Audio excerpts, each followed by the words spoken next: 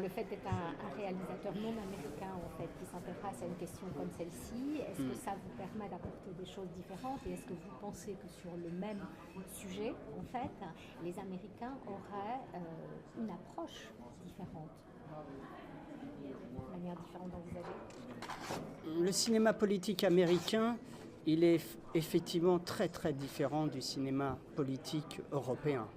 Ça c'est sûr. Hein. Ils sont nettement différents. Quoi. Voilà, il y a une vraie différence. Nous en Europe et en France, on a une autre façon, une autre approche. On a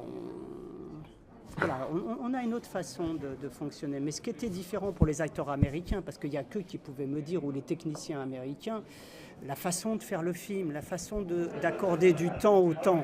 C'est-à-dire que, voilà, Forrest me disait, mais Rachid, voilà, j'ai du temps. J'ai dit, oui, prends ton temps. Les plans duraient 4 minutes, des fois. Un plan, 4 minutes.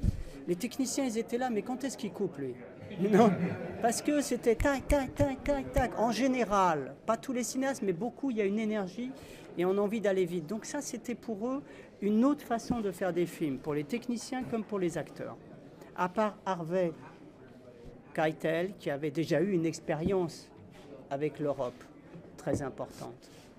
Et donc voilà, ça a été pour eux une expérience totalement différente. Et c'est là que j'ai vu que la façon dont les Européens font du cinéma est vraiment différente des Américains.